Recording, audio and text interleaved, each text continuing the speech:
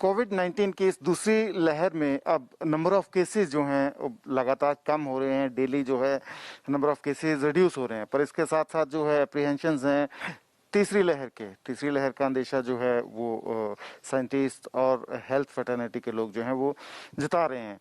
हम इन सारे इश्यूज को लेकर बात करेंगे पीजीआई चंडीगढ़ के डायरेक्टर डॉक्टर जगत राम जी से कि सेकेंड वेव को लेकर अभी तक क्या असेसमेंट है कि कब तक वो जो है वो बिल्कुल एक निचले लेवल पर जाएगी, और थर्ड वेव को लेकर भी हम बात करेंगे कि क्या क्या उसमें अप्रीहेंशंस हैं। सर, पहले तो ये बताइए कि सेकेंड वेव है, जो एक्सपेक्टेड जो ट्रेजेक्ट्री रहती है, ग्राफ रहता है बेसिकली, उसी पे ये नंबर ऑफ केसेस रिड्यूस हो रहे हैं, या ऐसा तो नहीं है कहीं बड़े रैपिडली ये ऊपर गया था और रैपिडली नीचे आ रहा है?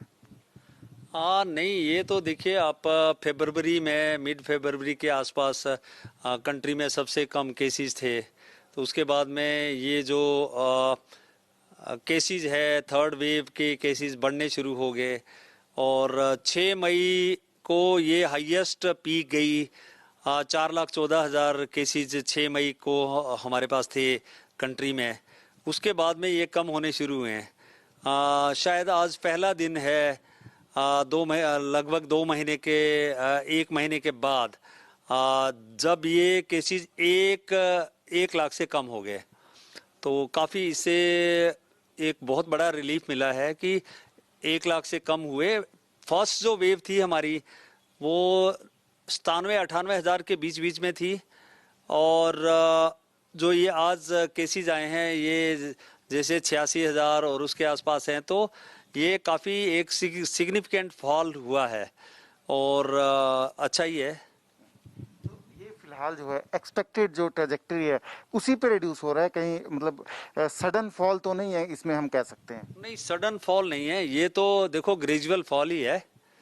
आ, अभी तो जैसे ये फर्स्ट वेव के आसपास है, जितनी फर्स्ट वेव की हाइट थी, और इसको बेस लाइन तक आने में 8-10 हज़ार आने में तो अभी कुछ महीने लगेंगे।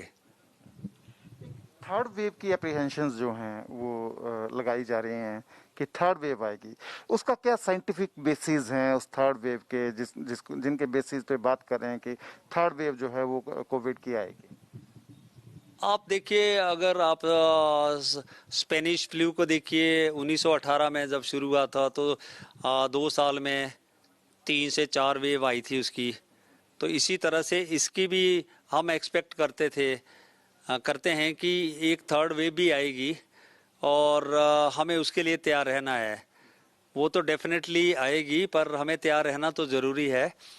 और ये तो साइंटिफिकली जैसे मैथमेटिकल मॉडल है या साइंटिफिक प्रिडिक्शंस है, उसके वेव्स के बारे में प्रिडिक्ट किया जाता है। तो थर्ड वेव आएगी, पर हमें इसके लिए पूरी तैयारी करनी है कि इसका मैग्नीट्यूड क्या होगा और किस चीज़ के लिए हमें तैयारी करनी है। जैसे तो थर्ड वेव में लोग एक्सपेक्ट करते हैं या साइंटिस्ट भी एक्सपेक्ट करते हैं कि क्योंकि जो पीडियाट्रिक जो बच्चों का एज ग्रुप है 18 साल से कम, उसमें वैक्सीनेशन नहीं हो रही है, और हो सकता है फ्यूचर में, अभी ट्रायल चले हुए हैं, तो फ्यूचर में वैक्सीनेशन हो। इसलिए लोगों की एक्सपेक्टेशन और साइंटिस्ट की भी रहती है कि थर्ड वेव में बच्चे ज़्यादा इन्वॉल्व हो सकते हैं। पर ये ऐसे लगता नहीं है, क्योंकि फर्स्ट वेव में और सेकेंड वेव में तब भी तो बच्चे वैक्सीनेटेड नहीं थे, और सेकेंड वेव में डेफिनेटली ज़्यादा बच्चे और सारे एज ग्रुप इन्वॉल्व हो गए। पर क्या ज़्यादा ज़रूरी है? ज़्यादा ज़रूरी तो हमें तैयारी करनी है कि हम थर्ड वेव को कैसे टेकल कर सकते हैं। जैसे कि जो नंबर ऑफ बेड्स एडल्ट के और बच्चों के लिए, वो उसकी हमें तैयारी करनी है, और ऑक्सीजन की फैसिलिटीज़ दैट, क्योंकि हर एक बेड में ऑक्सीजन का होना ज़रूरी होता है जो कोविड का पेशेंट, तो वो भी हम लोगों ने तैयार की है। और वेंटिलेटर सेकेंड वेव में काफ़ी बढ़ा दिए गए हैं, और थर्ड वेव में तो हमने और भी ज़्यादा बढ़ाने की तैयारी है। और वैसे भी जो हमारे पीएसए प्लांट्स वगैरह है वो भी हम लोग लगा रहे हैं। तो उसकी भी हमारी तैयारी है। चौथी बात है जैसे कि मैन पावर भी हमारी जो ट्रेंड मैन पावर काफ़ी है। तो ये सारी तैयारियां हमारी तो कंप्लीट है और भी हम करेंगे। एक सर, क्या ये प्रिडिक्ट कर सकते हैं हम कि थर्ड वेव कब तक आएगी? देखिए अभी तो जून है। आज जो मैग्नीट्यूड है जो सेकेंड वेव का, वो फर्स्ट वेव के आसपास है। इसको कम होने में भी लगभग दो से 2.5 महीने लगेगा। जैसे जुलाई अगस्त हो जाएगा, सितंबर के करीब दोबारा राइज होना शुरू हो सकता है। पर क्या इम्पोर्टेंट है, एक तो कोविड एप्रोप्रिएट बिहेवियर इम्पोर्टेंट है कि अगर लोग अनुशासन रखेंगे, डिसिप्लिन रखेंगे, कोविड एप्रोप्रिएट बिहेवियर को अपनाएंगे, कोई बड़ी गैदरिंग जैसे चाहे रिलीजियस है, पॉलिटिकल है या मैरिजेज या कोई भी फंक्शंस वगैरह में कोविड एप्रोप्रिएट बिहेवियर को अपनाएंगे तो डेफिनेटली उस इन चीज़ों का फर्क पड़ेगा। ये बहुत ज़्यादा ज़रूरी है। बच्चों को लेकर जो आपने बात की कि बच्चों को थर्ड वेव जो है उसको लेकर काफ़ी एप्रीहेंशंस हैं, बात हो रही है कि बच्चों को अफेक्ट कर सकती है ज़्यादा थर्ड वेव। क्या जो आप बता रहे हैं कि वैक्सीनेट नहीं है वो वही एक रीज़न हो सकता है, या इसके कुछ और भी साइंटिफिक बेसिस हैं जिन पे बात की जा रही है? नहीं, साइंटिस्ट और मेडिकल वर्ल्ड में तो यही सोचते हैं कि जो पीडियाट्रिक एज ग्रुप है, जो बच्चों का एज ग्रुप है 18 साल से कम, उस पे वैक्सीनेशन नहीं हो रही है। इसलिए एक्सपेक्टेशन रहती है कि ज़्यादा ऐसे बच्चे इन्वॉल्व हो जाएंगे। पर मैं तो ये कहता हूँ कि फर्स्ट वेव में और सेकंड वेव में काफ़ी सारे बच्चे भी इन्वॉल्व हुए हैं, तब भी तो वैक्सीनेशन नहीं थी। पर हम लोग तो पूरे तैयार हैं, चाहे कितना भी नंबर होगा, क्या मैग्नीट्यूड होगा थर्ड वेव का, या बच्चे ज़्यादा इन्वॉल्व होते हैं या सारे एज ग्रुप इन्वॉल्व होते हैं, हमें तो ज़्यादा इम्पोर्टेंट तो तैयारी है कि हमें क्या तैयारी रखनी है। बच्चों की वैक्सीनेशन को लेकर हो रहा है कि अगर बच्चों को वैक्सीनेट कर दें टाइमली तो क्या जो थर्ड वेव का जो इम्पैक्ट है बात कर रहे हैं हम कि बच्चों को अफेक्ट कर सकता है, उसको हम रिड्यूस कर सकते हैं? एकदम तो करना ये मुश्किल होगा, क्योंकि अभी तो जो ट्रायल्स है, आ, जो पीडियाट्रिक और बच्चों के एज ग्रुप का जो ट्रायल है वैक्सीन का, वही तो अभी चल रहा है। उसको कंप्लीट होने में भी महीना 1.5 महीना लगेगा। उसके बाद में 1-2 महीना में सारी पॉपुलेशन, जो बच्चों की पॉपुलेशन को कवर करना मुश्किल रहेगा। पर ये काम तो इस दिशा में चल ही रहा है। कंपैरेटिव हम देखें, अगर जैसे फर्स्ट वेव आई थी उसमें लगभग 1 लाख के करीब जो हैं मैक्सिमम केसेस पहुंचे थे, सेकंड वेव आई उसमें 4 लाख से ज़्यादा हो गए। ऐसी ऐसी मेडिसिन रेमडेसिवियर और बाकी जो मेडिसिन हैं जिनके नाम कभी नहीं सुने होते थे, वो सारी लोगों को मतलब वर्चुअली रट ली लोगों ने। तो इतना सीवियर थी सेकंड वेव। थर्ड वेव क्या है, इससे भी ज़्यादा सीवियर हो सकती है? हाँ, आपने जैसे कहा कि बहुत सारी दवाइयाँ, जैसे कि जब फर्स्ट वेव आई थी तो पहले क्लोरोक्विन भी देते थे, आइवरमेक्टिन देते थे, और जैसे कई एंटीबायोटिक्स का भी यूज़ किया गया। रेमडेसिविर का फर्स्ट इवन सेकेंड वेव में यूज़ हुआ। अब वर्ल्ड हेल्थ ऑर्गेनाइजेशन ने कहा कि जो क्लोरोक्विन है उसको लिस्ट से बाहर निकाला। एवरमेक्टिन का भी कहा गया, इसको भी बाहर निकाल दिया है वर्ल्ड हेल्थ ऑर्गेनाइजेशन ने। इसी तरह से रेमडेसिविर को भी बहुत सारी स्टडीज़ में यूज़फुल नहीं पाया गया। तो पर जो जहाँ तक स्टीरॉयड का सवाल है, तो स्टीरॉयड तो अभी भी कोविड 19 के ट्रीटमेंट के लिए चल रहा है। काफ़ी सारे फिजिशियन तो ये भी, जैसे रेमडेसिविर है, इसको भी यूज़ करते हैं। टोस्लीजुमाब को भी यूज़ किया जाता है। और सबसे बड़ी जो ट्रीटमेंट है वो है ऑक्सीजन। ऑक्सीजन तो सबसे ज़्यादा ज़रूरी है, कि ऑक्सीजन का होना तो बिल्कुल आवश्यक है। और जो जहाँ तक मैग्नीट्यूड आपने कहा कि जो थर्ड वेव का मैग्नीट्यूड, मैं तो ये समझता हूँ कि जैसे फर्स्ट वेव का 1 लाख के आसपास था, सेकेंड वेव का जो मैग्नीट्यूड है वो 4,14,000 के करीब मैग्नीट्यूड रहा, जो 6 मई को कंप्लीट हुआ था। और थर्ड वेव का मैं मानता हूँ कि सेकेंड वेव से ज़्यादा नहीं होगा, क्योंकि सेकेंड वेव में तो ये तो बहुत बहुत बड़ा मैग्नीट्यूड था। उसके कई कारण हैं। कारण ये है कि काफ़ी सारी जो हमारी इंडियन पॉपुलेशंस है, वैक्सीनेशन भी काफ़ी लोगों का हो जाएगा।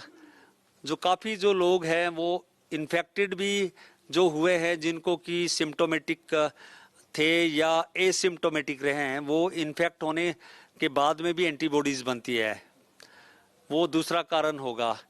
तीसरा, जो सेकेंड वेव के टाइम में कोविड एप्रोप्रिएट बिहेवियर को नहीं अपनाया गया, वो चीज़ थर्ड में जब ये सेकेंड वेव काफ़ी नीचे आएगी तो हम सोचते हैं डेफिनेटली आई थिंक हमारी पॉपुलेशन, हमारे लोग डिसिप्लिन रखेंगे और कोविड एप्रोप्रिएट बिहेवियर को अपनाएंगे।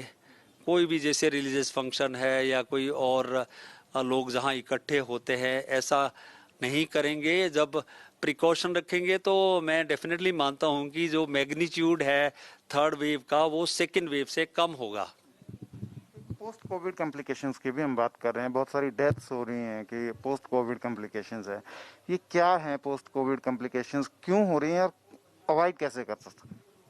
पोस्ट कोविड कॉम्प्लिकेशन का मतलब है जैसे कि जब कोविड होता है तो इसमें लगभग सारे शरीर के अंग इन्वॉल्व हो सकते हैं। जैसे कि मोस्ट कॉमनली लंग्स इन्वॉल्व होते हैं। जब सपोज कोई सीवियर पेशेंट या क्रिटिकल पेशेंट आईसीयू में जाता है, पहले तो ये बचाव करना भी मुश्किल होता है। अगर बच जाता है तो उसके लंग कई कई बार काफ़ी ज़्यादा इफेक्ट हो जाते हैं। वो 15-20 दिन में, महीने में वो कोविड नेगेटिव भी हो जाता है। तो ऐसे मरीज जब घर जाते हैं या नॉन कोविड आईसीयू में जाते हैं तो उसमें उसमें भी कॉम्प्लिकेशन आती है। तो लॉन्ग टर्म इनको देखना पड़ता है कि लॉन्ग टर्म प्रॉब्लम रहती है, जैसे पल्मोनरी लंग्स का इफेक्ट होना। इसी तरह से जो लोग हार्ट के पेशेंट है उनको उनका कार्डिक स्टेटस इन्वॉल्व होना, जैसे पेरिकार्डाइटिस होना, उनको कार्डिक अरेस्ट होना या हार्ट की डिजीज का इंक्रीज होना, उससे भी मोर्टेलिटी ज़्यादा बढ़ जाती है। इसी तरह से जैसे किडनी के पेशेंट है, रीनल पेशेंट है, उनका उनका भी स्टेटस खराब हो सकता है। तो इसीलिए जो पोस्ट कोविड कॉम्प्लिकेशन ये देखने में आई है, उनको जब जैसे कोविड से रहित भी हो जाते हैं तो भी उनको हमें पोस्ट कोविड कॉम्प्लिकेशन से बचाना होता है। मिल्खा सिंह जी भी आपके पास एडमिट हैं, उनकी हेल्थ कंडीशन का हमें थोड़ा सा बता दें कि लोग काफ़ी कंसर्न रहते हैं हमेशा। आई थिंक वो भी पोस्ट कोविड कॉम्प्लिकेशंस फील कर रहे हैं। नहीं, वो तो अभी तो उनका कोविड का स्टेटस नेगेटिव नहीं हुआ है। श्री मिल्खा सिंह जी जो फ्लाइंग सिख है और इतने महत्वपूर्ण पर्सनालिटी है, वो हमारे पास पीजीआई में 3 जून को दाखिल हुए थे। तब उनको सांस की भी काफ़ी दिक्कत थी, सेचुरेशन भी काफ़ी कम थी।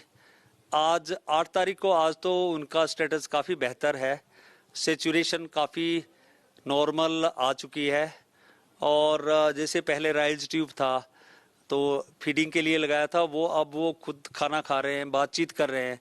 तो मैं तो मानता हूं कि वो पहले से काफ़ी बेहतर है। ट्रीटमेंट प्रोटोकॉल को लेकर भी बताइए कि जैसे हम बात कर रहे हैं, बहुत सारी मेडिसिन हैं उनको लिस्ट से हटा देते हैं, फिर हम ले आते हैं। ये इतने ज़्यादा वेरिएशन हो रही हैं ट्रीटमेंट प्रोटोकॉल में। कई जगह जो पुराना प्रोटोकॉल होता है उसको ही फॉलो कर रहे होते हैं, कई जगह नया यूज़ कर लेते हैं, नया अडॉप्ट कर लेते हैं। इसको लेकर थोड़ा सा बताएं। देखिए, जो जो साइंस में ये होता है कि जैसे जब कोविड शुरू हुआ था, जैसे मैंने पहले कहा, तब क्लोरोक्विन को यूज किया जाता था। इसी तरह से जो एजिथ्रोमाइसिन भी लोग यूज करते थे, वार्म सलाइन गार्गल को, स्टीम इनहेलेशन को, और इसी तरह से रेमडेसिविर को, स्टीरॉयड को यूज करते थे। टोसिलिजुमाब भी यूज हुआ था जो एडमिटेड पेशेंट। अभी जो देखिए साइंस से पता चलता है कि पहले तो कभी कोविड हुआ नहीं था, तो उसमें परख आई कि भी जो क्लोरोक्विन, हाइड्रोक्सी क्लोरोक्विन है वो इफेक्टिव नहीं है। तो इसीलिए मतलब वर्ल्ड हेल्थ ऑर्गेनाइजेशन ने और साइंटिफिक स्टडीज के बेस पे इसको यूज से बाहर निकाला गया। इसी तरह से रेमडेसिविर का भी जो बहुत सारी स्टडीज हुई हैं, तो उसमें इसको इफेक्टिव नहीं पाया गया, तो इसको भी निकाला गया, इसको भी यूज करने के लिए।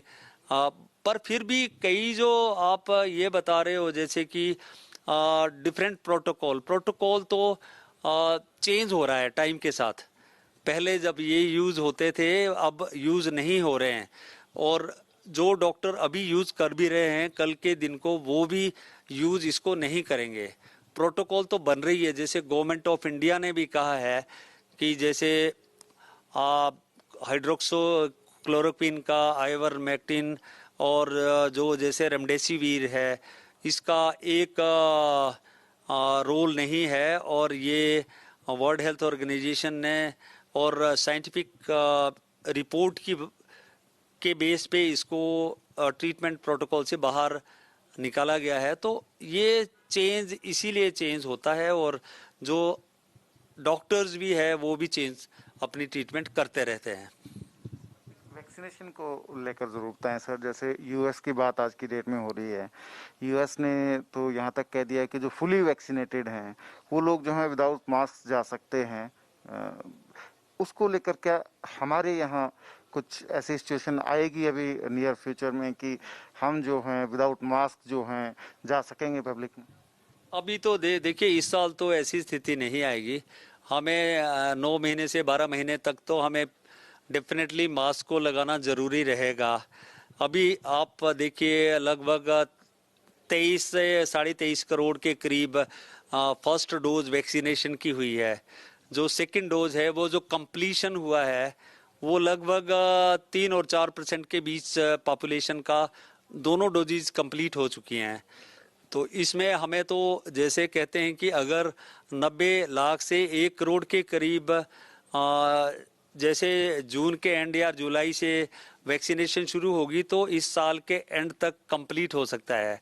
पर जो हमारी अभी रफ्तार है वैक्सीनेशन की, इसको देखते हुए तो शायद हो सकता है अगले साल का भी आधा वर्ष निकल जाए। तो जो जहाँ तक ये है कि कोविड एप्रोप्रिएट बिहेवियर ना अपनाएं, मास्क को ना लगाएं, जैसे कि आप बात कर रहे हैं यूएसए की, हमें तो ऐसे नज़र नहीं आता जब तक कोविड यहाँ से ख़त्म नहीं होता। बेसिकली वहाँ जो बेसिस है वो सारा वैक्सीनेशन के ऊपर है कि वो हार्ड इम्यूनिटी की जो बात करते हैं कि उनकी ज़्यादा पॉपुलेशन जो वैक्सीनेट हो गई है। हाँ, मतलब उसके बेस पे वो प्रिडिक्ट कर रहे हैं कि अगर मास्क को नहीं भी लगाएंगे, पर जो हमारी पॉपुलेशन है, हमारी पॉपुलेशन 138 से 139 करोड़ है, तो उसमें अगर आ, हम लोग 100 करोड़ को वैक्सीनेशन करेंगे, फिर भी हमारी काफ़ी सारी पॉपुलेशन 35 से 38 करोड़ के करीब विदाउट वैक्सीनेशन रहेगी। तो हमें तो डेफिनेटली इसको अपनाना ही है, और अभी कम से कम 1 साल तक तो मास्क लगाने की ज़रूरत पड़ेगी। कम से कम पब्लिक प्लेस पे, घर पे तो आप ना भी लगाएं तो कोई फ़र्क नहीं पड़ेगा। सर लास्टली, क्या लेसन्स हैं आप समझते हैं जो लर्न किए हैं हमने सेकेंड वेव में, और स्टेप्स जो आप समझते हैं कि थर्ड वेव जो है उसकी जो मैग्नीट्यूड है उसको हम जो है वो कम कर सकें? लेसन तो हमने मतलब फर्स्ट जब एक कोविड वेव आई थी तब से लेके अभी तक हम लेसन ही लर्न कर रहे हैं। जैसे पहले तो ये जब कोविड 19 आया, तो ये किसी को पता भी नहीं था कि कोविड 19 आएगा, और हमारी तैयारी भी नहीं थी।